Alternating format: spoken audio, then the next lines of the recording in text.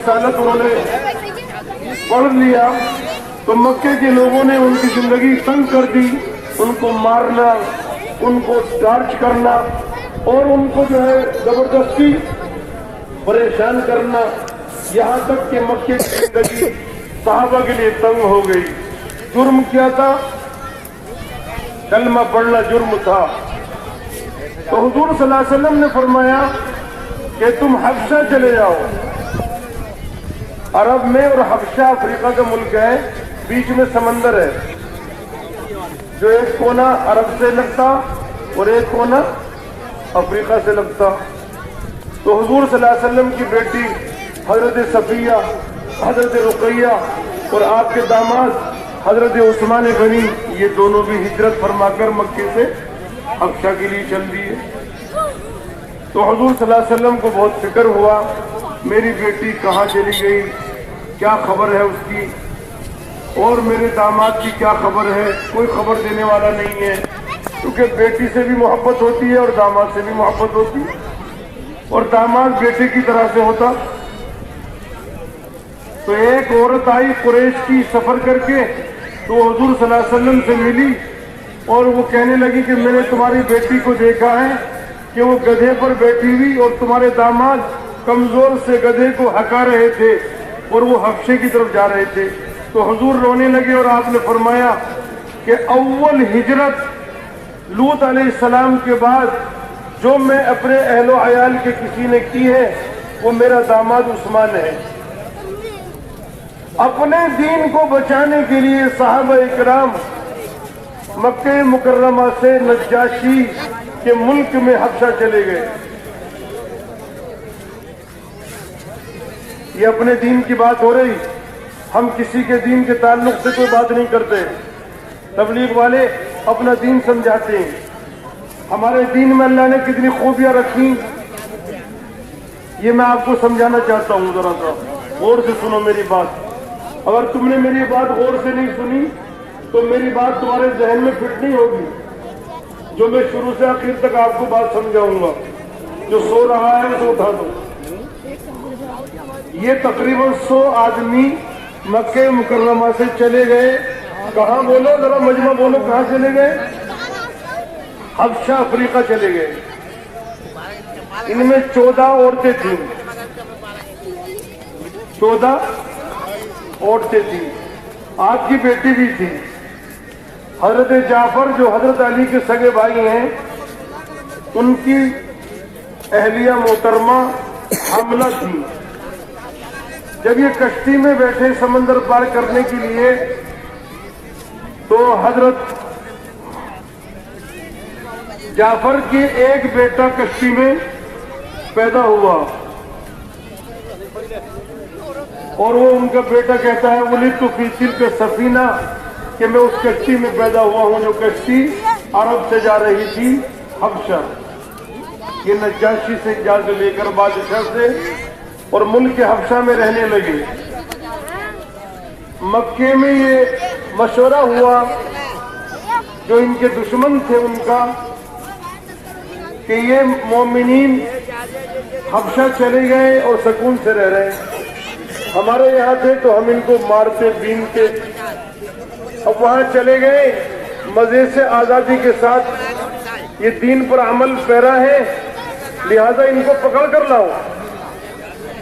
تو انہوں نے بہت سارے ہدیے جمع کی، گفٹ، اور 2 آدمی قاصد بنا کر بھیجے، عمرو العاص اور عبداللہ بن ربیعہ، کہ جاؤ تم افریقہ اور نجاشی سے ملو اور اس کے جرنلوں کو یہ گفٹ دو اور بعد میں نجاشی کو گفٹ دو اور نجاشی کو تیار کرو کہ وہ ان ایمان والوں کو ہمارے حوالے کر دے۔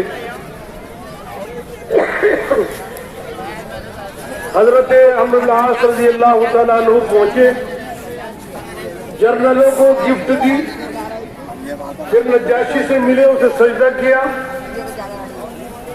تو حضرت نجاشی رحمت اللہ علیہ نے، جو بعد میں رحمت اللہ علیہ بنے،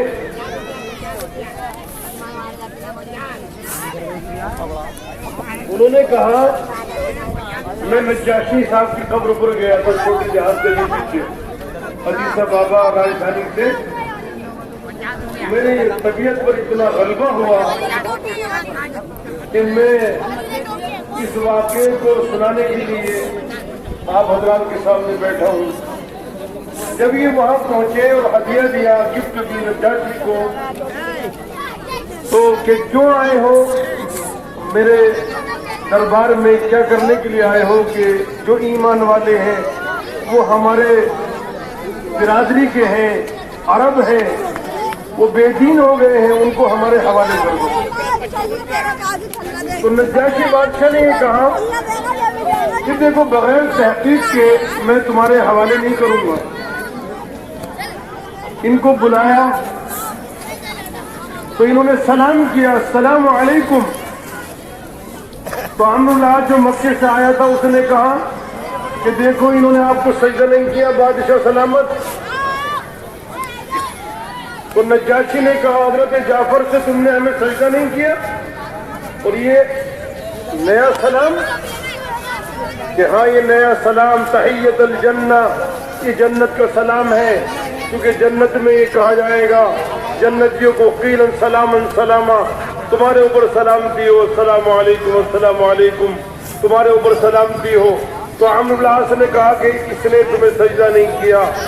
تو نجاشی نے پوچھا حضرت جعفر سے کہ تم نے ہمیں سجدہ نہیں کیا.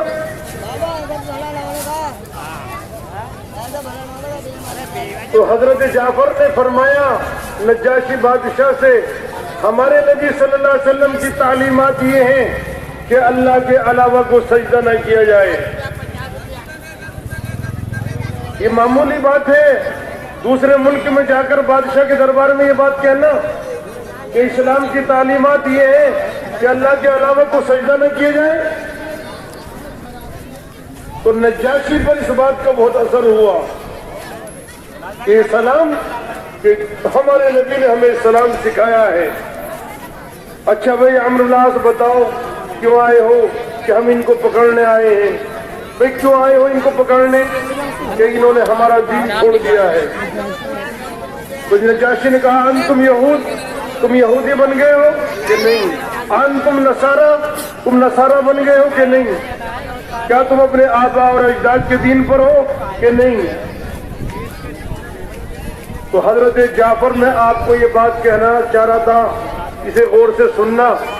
حضرت جعفر نے ایک تقریر کی مؤثر نجاشی کے دربار میں کہ ہم جاہلیت کی زندگی گزار رہے تھے, ہم حقوق کی پامالی کر رہے تھے, ہم خون چاٹتے تھے, ہم مردار کھاتے تھے, ہم ایک دوسرے پر ظلم کرتے تھے, ہم ایک دوسرے کی گردنیں ناپتے تھے, ہم لڑکیوں کو زندہ درگور کرتے تھے,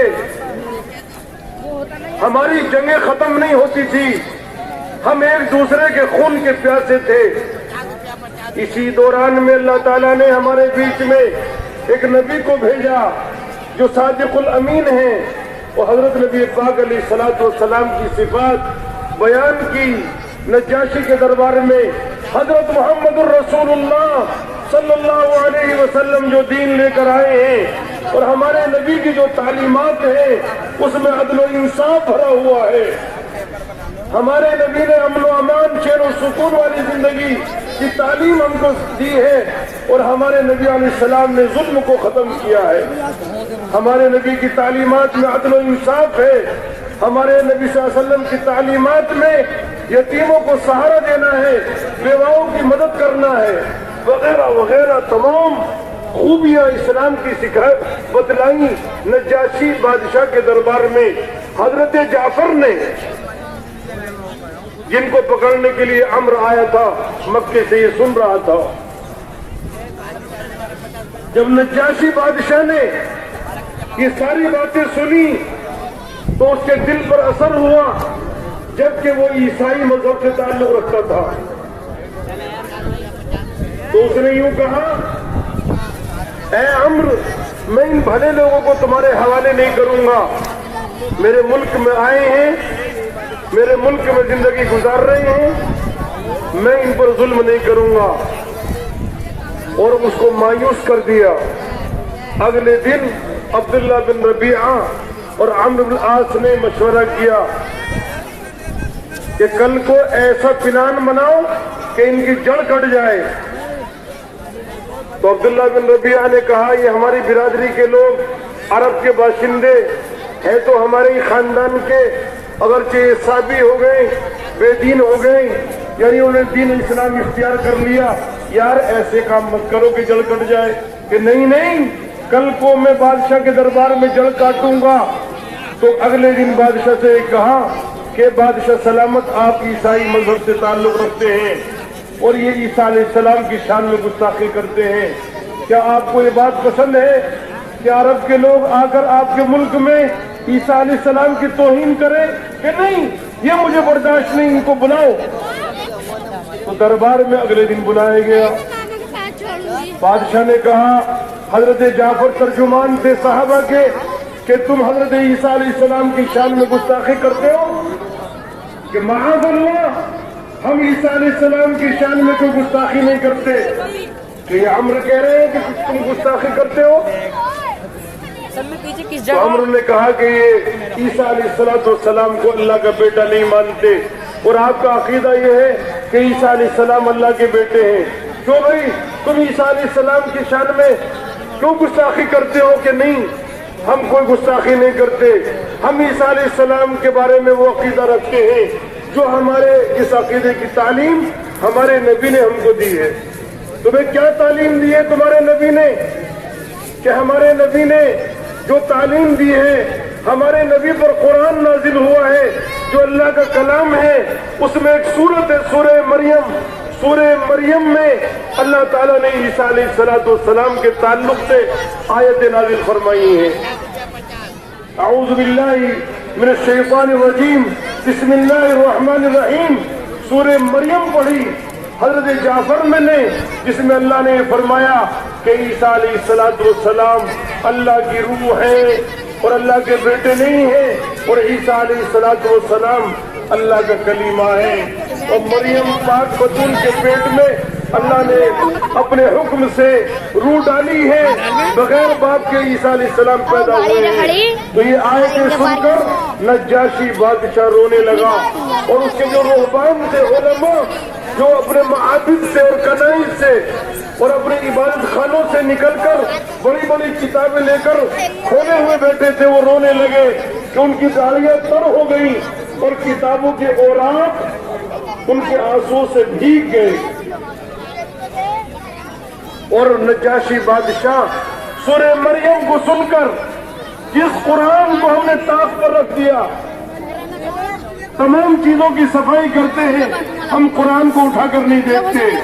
آج یہ امت جو قرآن والی امت تھی، خدا پاک کی قسم، جب قرآن کی تعلیمات کو اس امت نے پس پشت ڈال دیا تو اللہ کی نظر رحمت اٹھ گئی. پھر اللہ کو اس کی کوئی پرواہ نہیں ہے. نجاشی کے دربار میں حضرت جعفر نے جب قرآن پر سورہ مریم سنائی، جس میں اللہ نے فرمایا کہ عیسیٰ علیہ السلام مریم پاک بطول کے بیٹے ہیں، اللہ کے بیٹے نہیں ہیں، اور عیسیٰ علیہ السلام مریم کے پیٹ سے کیسے پیدا ہوئے کہ اللہ تعالیٰ نے اپنی قدرت سے روح ڈال دی اور وہ اللہ کا کلیمہ ہے. تو نجاشی بادشاہ کی داڑھی تر ہو گئی آنسوؤں سے اور یوں کہنے لگا کہ حضرت عیسیٰ علیہ السلام کا عقیدہ بھی اس کے علاوہ اور کچھ نہیں تھا. اس کے حواریین کہنے لگے کہ عیسیٰ علیہ السلام کے بارے میں آپ اگر یہ عقیدہ ظاہر کریں گے تو آپ کے ہاتھ سے ملک کے حبشہ چلا جائے گا اور حبشہ کی عوام آپ کے خلاف ہو جائے گی. کہ مجھے ملک کی پرواہ نہیں ہے، مجھے ملک کی پرواہ نہیں ہے. آج چند کوڑیوں کی خاطر ہم نے دین اسلام کو، قرآن کو پس پشت ڈالا ہے. وہ نجاشی بادشاہ کہہ رہا ہے مجھے ملک کی پرواہ نہیں ہے. او عمرو، جو تو مکے سے ہدیے لے کر آیا تھا، گفٹ لے کر آیا تھا، واپس لے جا. اللہ نے جب مجھے ملک حبشہ دیا تھا تو مجھ سے رشوت نہیں لی تھی، میں تیری رشوت قبول نہیں کروں گا اور اچھے بھلے لوگوں کو تیرے حوالے نہیں کروں گا. حضرت عمرو بن العاص اور عبداللہ بن ربیعہ جو مکے سے پکڑنے کے لیے حبشہ گئے، وہ فرماتے ہیں کہ جب حضرت جعفر کو بلایا تو حضرت جعفر نے سورہ مریم پڑھی اور نجاشی بادشاہ کی داڑھی تر ہو گئی، اور جو رہبان علماء تھے ان کی کتابیں آنسو سے تر ہو گئیں۔ اس نجاشی کی مجلس میں نے تصور کیا تھا کہ حضرت جعفر کی تقریر نے نجاشی بادشاہ کو متاثر کر دیا، تو میرا دل بھی دھڑک رہا تھا نجاشی کے دربار میں کہ یہ جو مذہب ہے یہ مذہب بہت مؤثر ہے، اس میں مقناطیسی اثر ہے، اور جعفر کی دعوت نے نجاشی کے دل کو موہ دیا ہے، تو میرا دل بھی نجاشی کے دربار میں اسلام کی طرف مائل ہو چکا تھا۔ ارے سمجھ رہے ہو بات نہیں سمجھ رہے ہو؟ میں آپ کو سمجھانے کے انداز میں سنا رہا ہوں۔ گئے تھے حضرت عمرو پکڑنے کے لیے، اور کہتے کیا ہے؟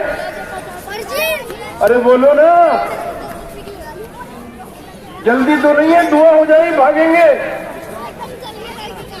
حضرت عمرو کہتے ہیں گیا تھا میں صحابہ کو پکڑنے کے لیے، مگر میں نے جب نجاشی کو روتے ہوئے دیکھا تو میرے دل میں یہ بات اتر گئی کہ محمد الرسول اللہ صلی اللہ علیہ وسلم کی دعوت معمولی دعوت نہیں ہے۔ حضرت محمد الرسول اللہ صلی اللہ علیہ وسلم کی دعوت نے نجاشی بادشاہ کو بھی متاثر کر دیا، تو میرے دل میں بھی اسلام نے جگہ پکڑ لی۔ حضرت خالد بن ولید رضی اللہ تعالیٰ عنہ، جنہوں نے میدان احد کو پلٹا تھا، جب ان سے ملاقات ہوئی عمرو بن العاص کی کہ بھئی کیا ارادہ ہے خالد، تو خالد نے یہ کہا کہ محمد الرسول اللہ صلی اللہ علیہ وسلم کی مقابل بننا بے وقوفی کی بات ہے، محمد الرسول اللہ صلی اللہ علیہ وسلم کے دامن کو تھام لینا یہ عقل مندی کی بات ہے۔ ایسا لگتا ہے کہ حضرت محمد الرسول اللہ صلی اللہ علیہ وسلم کی دعوت غالب آ کر رہے گی کہ عمرو بن العاص تمہارا کیا ارادہ ہے؟ ارے میری بات تو سنتے ہو؟ کہنے لگے میں تو گیا تھا نجاشی کے دربار میں صحابہ کو پکڑنے کے لیے، اور نجاشی نے جعفر کو بلایا، جعفر نے جو تقریر کی ہے وہ اسلام کی خوبیاں اور اسلام کی بھلائیاں اور اسلام کی صفات بیان کی ہے، تو نجاشی بھی رو رہا تھا اور نجاشی کے درباری بھی رو رہے تھے کہ میرے دل میں اسلام نے جگہ کر لی تھی۔ میں کچھ اور سنانا چاہ رہا تھا آپ کو، مگر میں جب یہاں بیٹھا تو یہ بات میرے ذہن میں آ گئی۔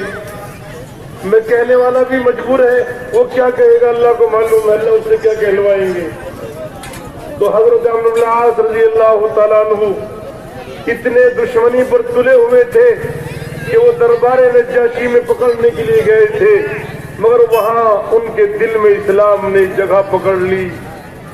عمرو بن العاص نے کہا خالد بن ولید تجھے معلوم ہے میں صحابہ کو پکڑنے کے لیے گیا تھا، مگر جعفر نے ایسی تقریر کی کہ نجاشی بھی رویا تو میرے دل میں بھی اسلام نے جگہ پکڑ لی۔ میں بھی تمہارے ساتھ ہر محمد صلی اللہ علیہ وسلم کے دربار میں چلتا ہوں۔ دونوں مشرف اسلام ہو گئے۔ یہ دشمن ہے وہ دشمن ہے، کوئی دشمن نہیں ہے خدا کی قسم۔ ساری دنیا قدم چومنے کے لیے تیار ہے جب ہمارے اندر محمد رسول اللہ صلی اللہ علیہ وسلم کی تعلیمات زندہ ہو جائیں گی، کوئی دشمن نہیں ہوگا۔ سمجھ رہے بات نہیں سمجھ رہے؟ حضرت عمرو بن العاص رضی اللہ تعالیٰ عنہ مصر کے گورنر بنے۔ مصر میں دریائے نیل بہتا ہے، اس کا پانی رک گیا، سالانہ کواری لڑکی زیور سے آراستہ کر کے بھیڑ چڑھائی جاتی تھی۔ حضرت عمرو بن العاص نے کہا میں گورنر ہوں مصر کا، ھذا لا یکون فی الاسلام، کہ اسلام اس کی اجازت نہیں دیتا۔ کہ کیا قحط پڑ گیا، مصر خالی ہو رہا ہے، حضرت عمر کو خط لکھو. حضرت عمر کو خط لکھا. حضرت عمر نے ایک خط دیا دریائے نیل کے نام, بسم اللہ الرحمن الرحیم. یہ عمر فاروق امیر المومنین کی طرف سے خط ہے, تیرے نام ہے دریائے نیل. اگر تو خود بہتی تھی تو ہمیں تیری حاجت نہیں, اگر تو اللہ کے حکم سے بہتی تھی تو ہم اللہ سے کہتے ہیں کہ دوبارہ تو اس کو بہا دے. تو اللہ نے اس کو ایسا بہایا خط ڈالتے ہی کہ 17 ہاتھ بلند ہو کر پانی بہنے لگا. یہ خط کس نے لکھا؟ حضرت عمر نے. یہ خط دریائے نیل میں کس نے ڈالا؟ ارے بولو, کچھ تو بولو. عمرو العاص نے, جو پکڑنے گئے تھے کس کو؟ صحابہ کو نجاشی کے دربار میں. آج تک دریائے نیل کا پانی بہ رہا ہے. پھر حضرت عمرو العاص فاتح مصر نہیں, فاتح افریقہ بنے. میں آپ سے اس مجمع سے یہ کہنا چاہتا ہوں, میں دل کی گہرائی سے بات عرض کرنا چاہتا ہوں, اللہ کے لیے اپنے اوپر اپنے حال پر رحم کھاتے ہوئے اور اپنی نسلوں پر رحم کھاتے ہوئے پلٹو, دین کی طرف پلٹو اور دین کی رسی کو مضبوطی سے تھامو. مسئلے کا حل اس کے علاوہ کچھ نہیں ہے. اپنے اخلاق سنوارو, اپنے معاملات ٹھیک کرو. کوئی زمانہ تھا اگر مسلمان سے معاملہ ہو گیا تو ہمارے وطنی بھائی کہتے تھے کہ مسلمان جھوٹ نہیں بولتا. ایک زمانہ تھا کہ عیسائی لوگ اپنی بیٹیوں کو جوان مسلمانوں کے گھروں میں چھوڑ کر جاتے تھے کہ ان کے گھروں میں ہماری بیٹیوں کی عزتیں محفوظ رہ سکتی ہیں. میں اس واقعے سے آپ کو یہ بتانا چاہتا تھا, حضرت جعفر نے اسلام کی خوبیاں نجاشی کے دربار میں بیان کی, جس سے متاثر ہو کر نجاشی مشرف اسلام ہوئے اور رحمت اللہ علیہ بنے. ان کی قبر ہے ایک پہاڑ کی چوٹی پر, 14 صحابہ ان کے برابر میں دفن ہیں, جس میں 5 عورتیں ہیں, باقی مرد ہیں. ان کے نام میں لکھ کر لایا تھا. وہ اپنے محل کو خیر باد کہہ کے حضور صلی اللہ علیہ وسلم کی مصاحبت کے لیے وہ چل دیے مدینے کی طرف. ان کی بیوی نے ان کو زہر دیا. اس پہاڑ پر وہ کنواں بھی ہے نیچے جہاں سے وہ پانی بھر کر لائی تھی. کھانے میں زہر ملایا. 2 کلومیٹر کے فاصلے پر ایک کنیسہ ہے, گرجا, جس میں حضرت نجاشی کی بیوی کی قبر ہے. اپنے دین کی عبادت کے لیے صحابہ حبشہ پہنچے. حضرت جعفر کے ساتھ فتح خیبر کے بعد مدینہ واپس آ گئی, مگر 14 صحابہ کی قبریں وہیں بن گئی. تمام تر سہولتوں کے باوجود اگر ہم اللہ کے حکموں کو پامال کر رہے ہیں تو ہم اللہ کے عذاب کو دعوت دے رہے ہیں. اگر اس قدر حکم عدولیہ امم سابقہ میں ہوتی تو اللہ کا عذاب آ جاتا تھا. اللہ قرآن میں فرما رہے ہیں, کسی کو ہم نے زمین میں دھسا دیا, کسی کے اوپر ہم نے غرق کر دیا, کسی کے اوپر ہم نے طوفان کا عذاب بھیجا, کسی پر ہم نے چیخ کا عذاب بھیجا, کسی کی بستیوں کو شہروں کو اٹھا کر ہم نے پلٹ دیا. آپ دنیا میں جائیں گے جو قرآن کہہ رہا ہے بالکل میرے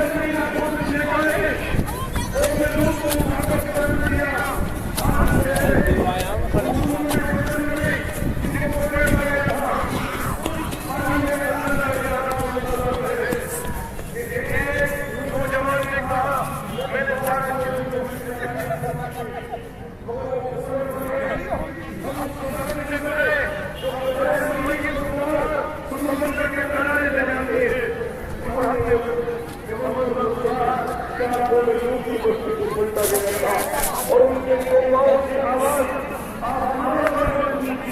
اپنی آنکھوں سے دیتے ہیں. ہم نے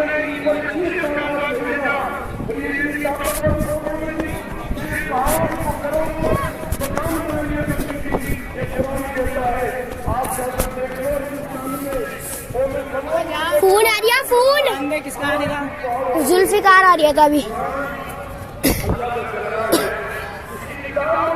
उसका वहाँ से कर रहे फोन में उठा के कह दिए फोन ना करे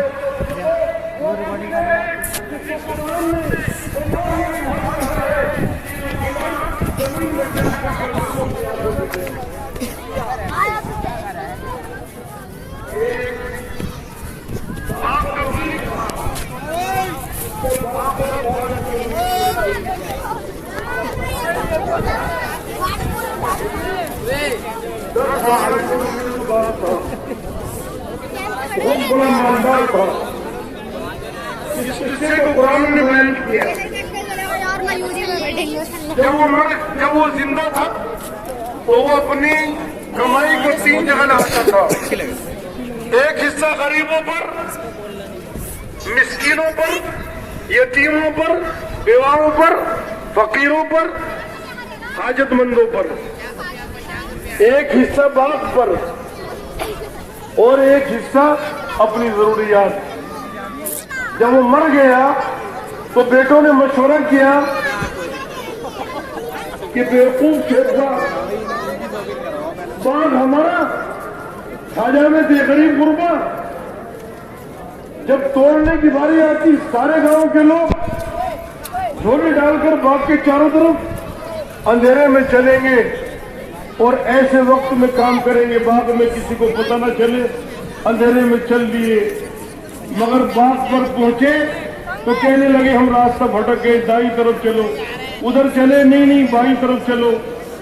बाग हाथ नहीं आ रहा, बाग होता तो हाथ आता। रात में आग आई, 10 किलोमीटर के बाग को जलाकर बिल्कुल राख बना दिया। आसमान से अज़ाब आया।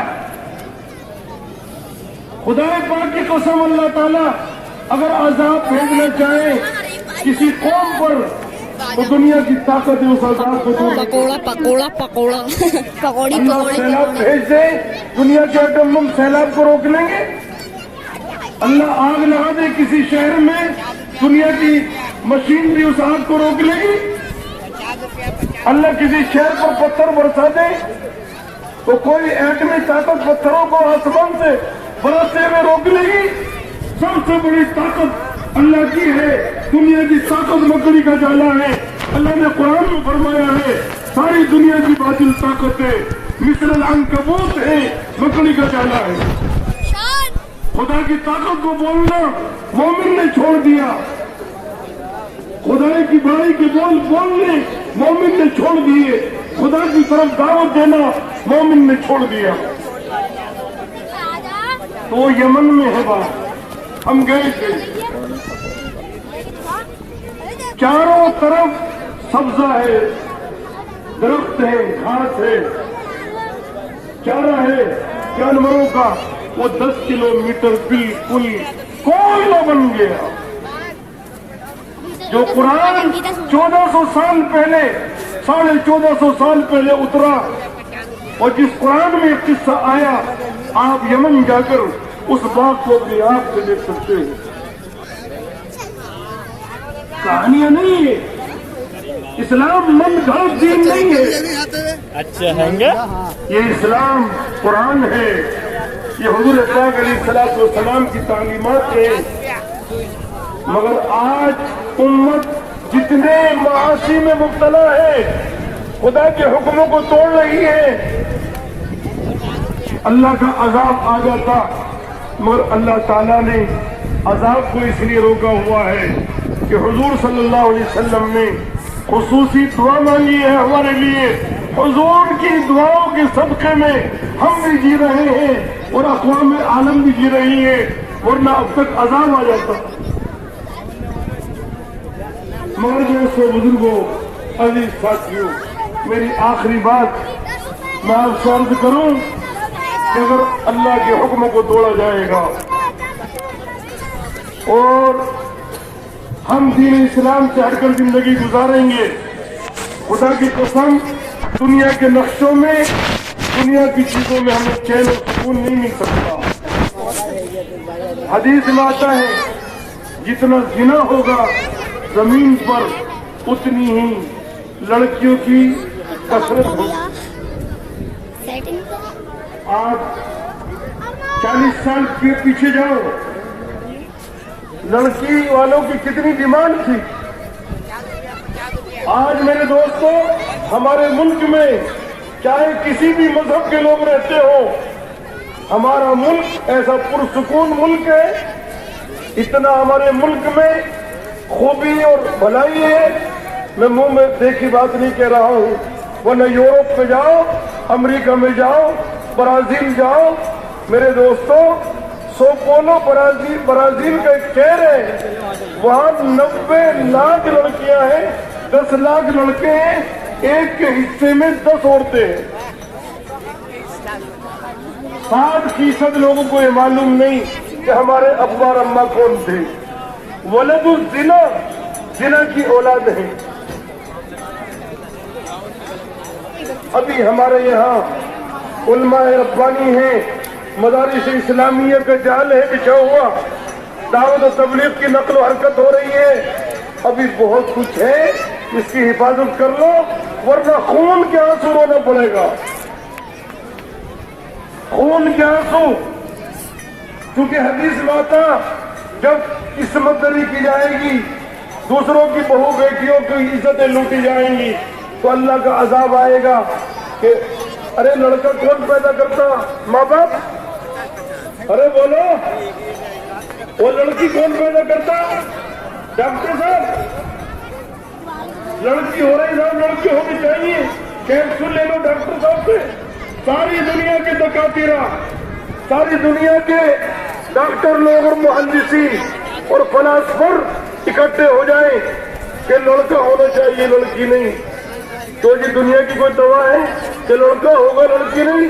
अल्लाह कुरान में फरमा रहे हैं, हम जिसको चाहते हैं लड़का देते, जिसको चाहते लड़की देते, और जिसको चाहते कुछ भी नहीं देते। एक बहुत बड़े वजीर थे मौरितानिया में, हम उनसे मिलने गए। उन्होंने कहा, मैं तुम्हारे इज्तिमा की दावत कबूल कर लूंगा, तुम मेरी दावत कबूल कर लो। मैं कहा, हज़रत आपकी दावत क्या है? एक वक्त का खाना। मैंने कहा, जी हम आगे हैं इन लोगों के, हम खुद नहीं, तो वो लोग हमारे साथ में रह पर वो एक वक्त का खाना उनको दे दिया गया। उन्होंने बड़े बड़े गुलदारों को, उलमा को बुलाया, बड़े बड़े पूरे तनूरी बकरे दस्तरखान पर आए। क्योंकि वजीर थे, हुकूमत के वजीर थे, मिनिस्टर थे। जब बाहर आए, अलविदा करने लगे, तो कहने लगे, मैंने जिंदगी गुजारी है बहुत, आज जो आप लोगों ने बात की है मेरे दिल में, मेरे दिल पर बहुत चोट लगी है और मेरा दिल बहुत मुतासिर हुआ। मामू चले, मामू चले अरबी में एक शेख हमारे लिए दुआ करना, आप अल्लाह के रास्ते में बहुत कोशिश कर ली, औलाद नहीं होती, बहुत कोशिश कर ली, औलाद नहीं होती। सैकड़ों लोग उनके दरवाजे पर मुहाफिज़ीन खड़े हैं। लोग क्या कहें कि शेख दुआ करना, औलाद नहीं होती। तो हुकूमत से औलाद होगी, डॉक्टरों से औलाद होगी, और अगर अल्लाह चाहे तो कुछ भी कर सकते हैं। तो जब बदआमानियां फैलेगी जमीन पर, तो लड़कियों की कसरत होगी, तुम्हारी खोपड़ी खराब हो जाएगी, इसकी शादी कहाँ करो? सारी एटमी ताकतें रखी रह जाती हैं जब बदनज़मी मुल्क में फैलती है। इसलिए दुनिया वाले अपनी चीजों पर और अपने आलात पर और अपने तजर्बात पर घमंड करते हैं। हालांकि जमीन और आसमान अल्लाह ने बनाया है, अल्लाह की तरफ रुजू करना चाहिए। अल्लाह बारिश बरसा रहे हैं, पत्थर भेज दिए तो मुकाबला कर लोगे?